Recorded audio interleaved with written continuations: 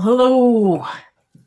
It's me again, Aunt T, and Merry Christmas. It's December 25th, still 2025 for a few more days. And I'm just wishing everyone a Merry Christmas. And if you don't celebrate Christmas, Happy Hanukkah or Happy Kwanzaa or whatever other celebration that is around this time. Happy solstice, as this is the season. We're into the winter solstice. People celebrate that as well. Whatever it is you're celebrating, I'm wishing you well. And I'm having a cup of tea. Would you like to have a chat with me? And today I just want to say, I want to talk about finding your happy. Find your happy, whatever it is. Whatever your happy is. I hope you find it this year. This year, because we're changing, aren't we? We're changing. We're changing as human beings. No. It's good tea. So, find your happy. The reason why I wanted to talk about that is there seems to be this thing that's happening around the world, and maybe you haven't noticed it as well, where in the western part of the world, somebody put a bug in all our politicians' heads that said, hey, come on down to our country, and we don't care what your beliefs are. We're because we're freedom of belief here. Come over to our country, and now we're kind of overrun with people that don't believe the way we believe, that kind of are forcing their beliefs on us. And sometimes we put a guilt on ourselves about that, and we sort of guilt each other about that, or make people feel bad if they're not accepting these other beliefs, even though the other beliefs may be very, very harmful and hateful to other human beings. For instance, there's some that want to force Sharia law in Canada and in the US and Germany and different European countries, the UK especially. And it's a law of just that. It's a law of violence and hatred, especially to women, and forcing women to cover themselves. And anyway, it's their belief. And for whatever reason, our politicians in all these Western countries are allowing this to happen. And you got to scratch your head and go, why? Why are they doing that? Everything was just fine. We were all quite happy. We were all happy just because the other belief systems out there, you've got your Hindu, your Sikh or Sikh, your Taoism, Buddhism. You have all of those others that are, for the most part, believe in love and peace and enlightenment and, all of those things that are sort of all in the same wavelength, you might say, as Christianity. And so to bring along another belief that is the opposite kind of makes you wonder why. Why are they doing that? Why is this now being allowed? And why doesn't anything happen about it? Why are they letting it happen? And so kind of got me thinking. Never get me thinking. And I get real deep thinking. And kind of made me think about how we got this way in the world. How we all ended up separate and different.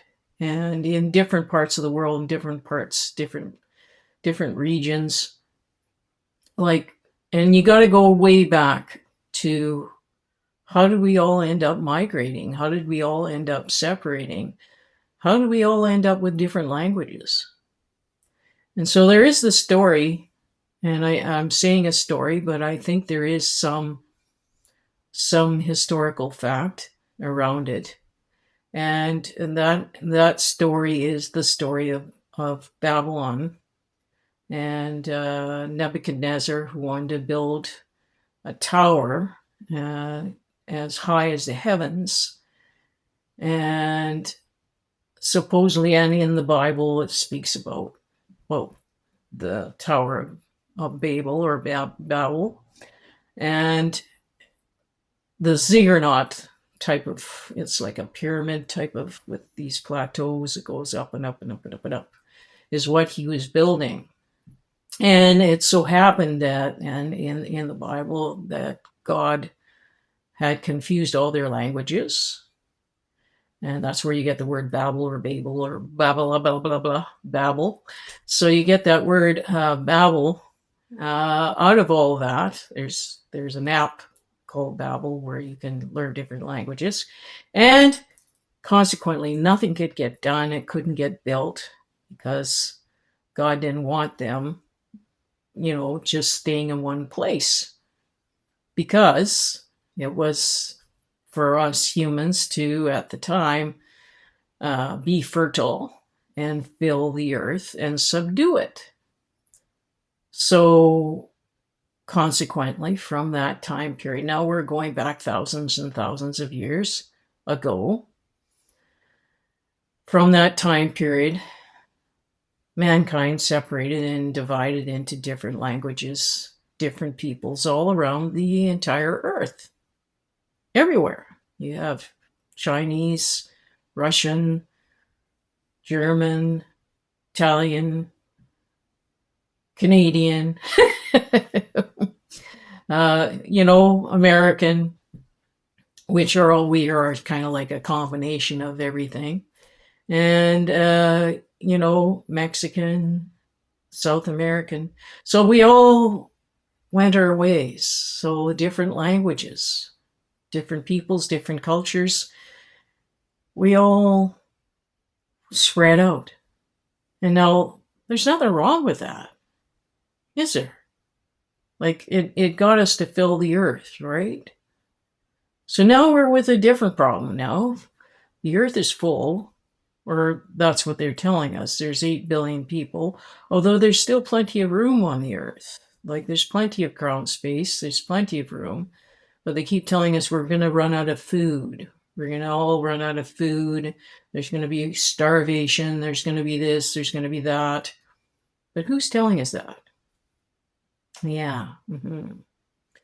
The same ones that kind of have put us in this interesting predicament right now.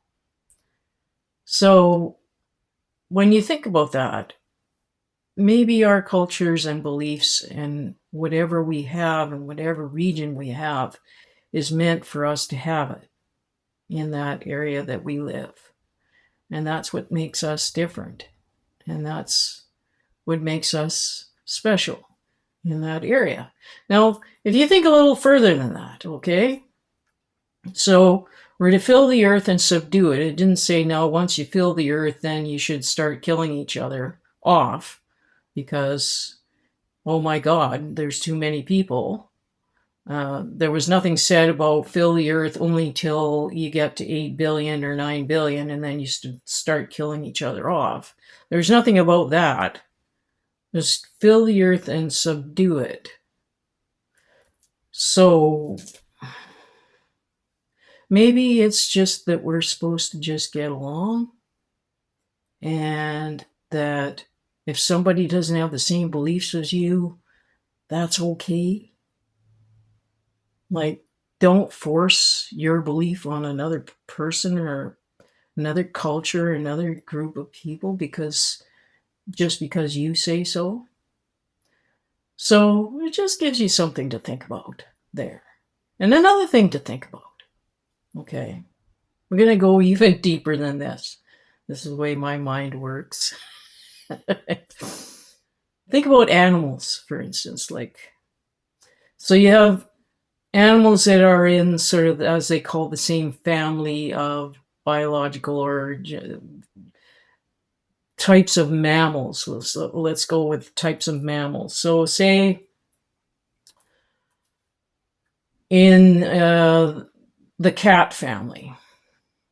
Now, you have lions, and then you have tigers, and then you have jaguars, and you have panthers, and then you have some smaller cats, bobcats, all the different cougars, all the different types in the cat family. Now, what if all of a sudden everyone, like we just plunked a whole bunch of bobcats and cougars with a bunch of lions? How long do you think that would last? They don't get along very well. And they would very much have a lot of competition for the other wildlife that they have as food. So it's okay that they're different, and it's okay that they're in the places that they're in, because that's where they're meant to be. So maybe all this judgment that we have on each other, that we should be so diverse, that we should be accepting, that we should be this or that or whatever, in whatever area we're in, why do we put that judgment on each other? We're all human beings. But some human beings just are not going to get along. They're very different. Their culture is very different. And they have a different belief. And it doesn't matter what you're going to say to them, they're just not going to get along. So maybe it's best they stay where they are most comfortable, where they feel best, where they feel is their area to be in. It's just maybe that's the way it's supposed to be. That's where they were meant to be. And we're just like we are meant to be here. Our genetic code, our DNA, everything brought us here. And we are very accustomed to it. Our genetic makeup is that, wherever we are. And our beliefs are from maybe many years of the same belief systems. Doesn't mean that ours is the only one, that it's just the be all end all, the only thing to believe. I'm of the belief myself, I don't believe any religion anymore, because I've been burned a lot by different religions. But I do have a personal belief in God, personal belief in a higher power, in the source of all things. And I find that I'm learning more and more about dimensions and energy and dimensions and higher dimensions found through meditation. And I'm thinking that that's kind of where I feel that I'm finding God. Now, I'm not going to force that on anybody. I'm not going to force that belief on anyone, because a lot of people would find that very hard to believe. A lot of people find that very woo, out there, hokey, woo.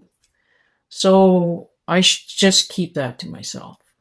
And if other people are believing what they believe, which is the common belief in the country I'm in, then I will share and celebrate what it is that they are believing.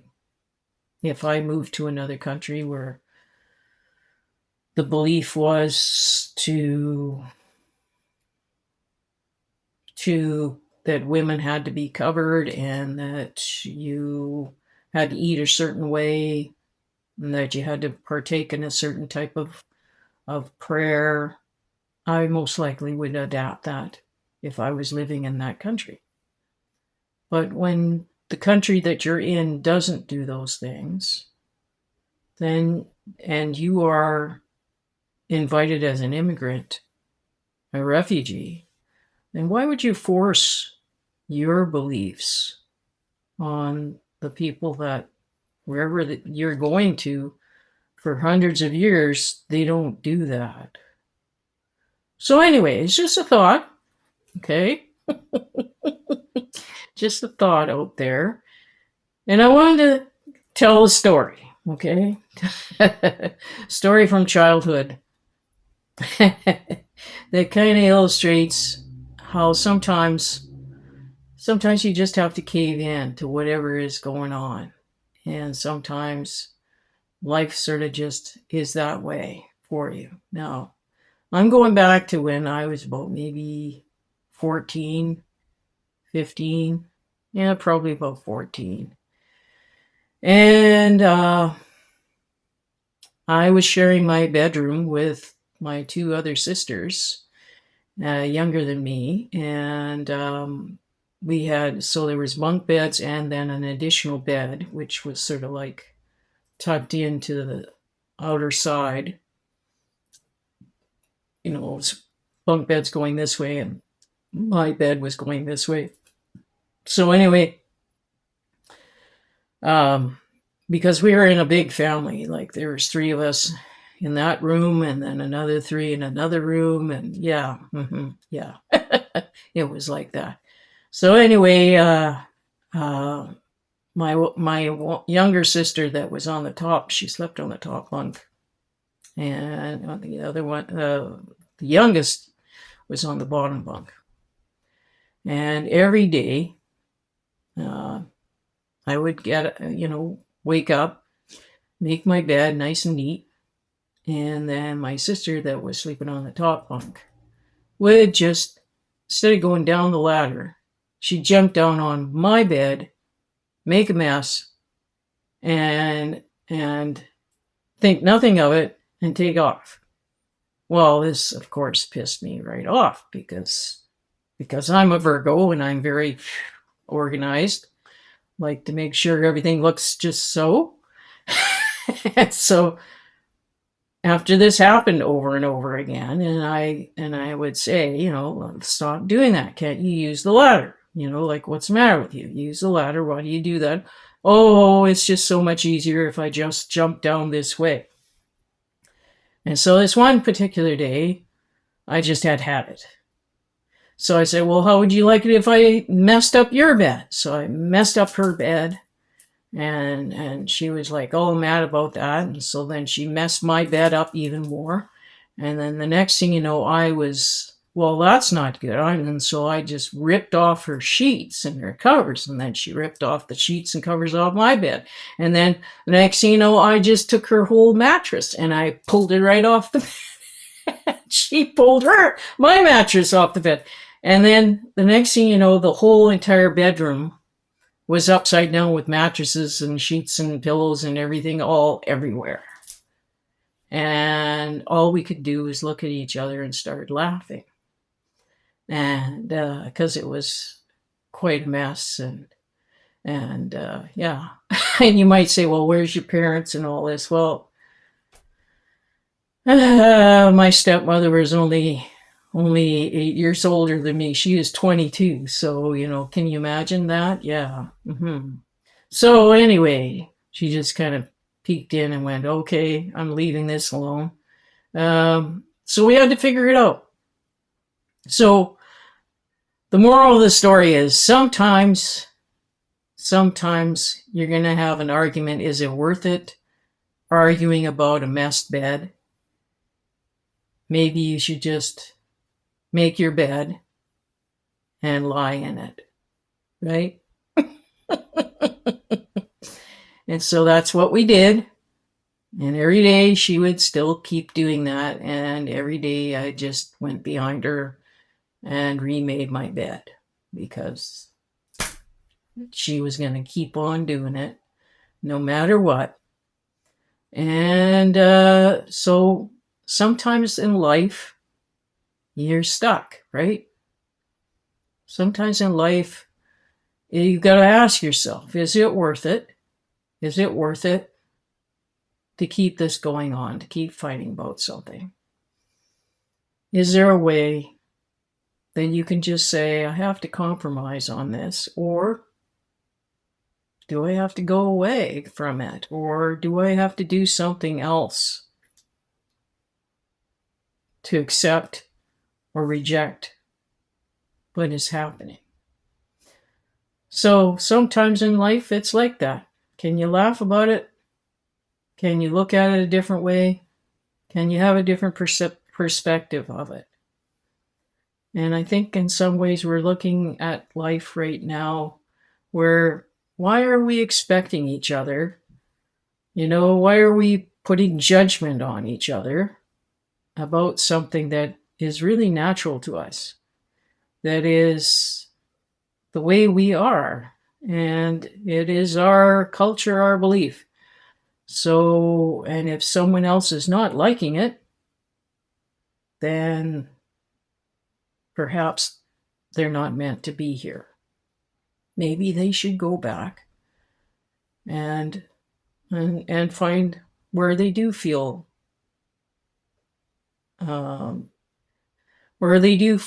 accepted and happy in their beliefs with the same type of people. So anyway, there is that story there. Now, there's another story I want to tell you. So I ran across somebody on the internet the other day that was really upset. And they were very depressed. And I don't know, they didn't say what they were depressed about and what they were upset about. And a lot of times we can go through a lot of mental trauma, and we can go through anxiety and depression. And I know about that. Sometimes we're alone, sometimes we're stuck. And it's hard to get yourself out of that mental framework, which is why I kind of picked this on as my motto today: find your happy. So I have a happy story, okay? It's a story that I go to quite often in my own mind when things are getting rough, and you need to get your mind to go to a place so you get out of that rut that is the negative place. And so for me, it's a childhood memory, and I don't know what childhood this was.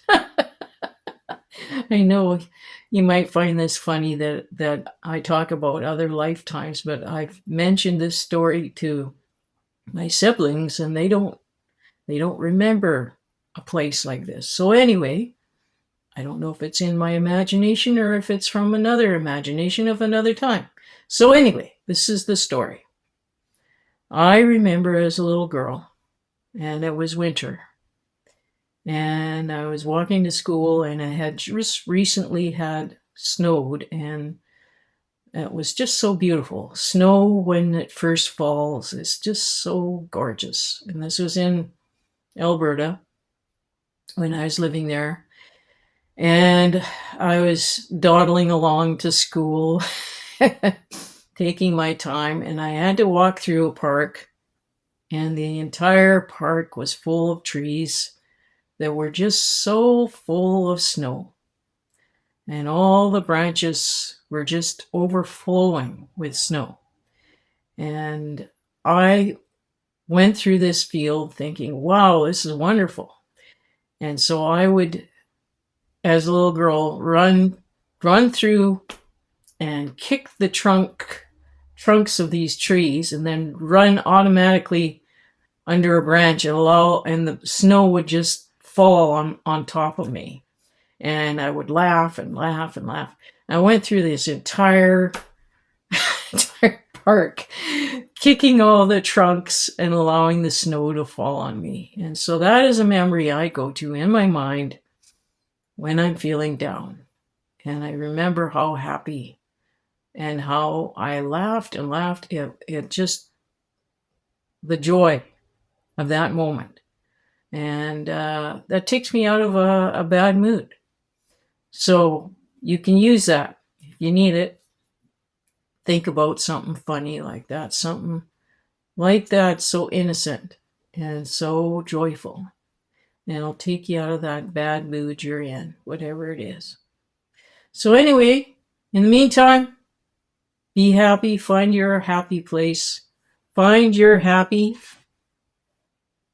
Ta-da.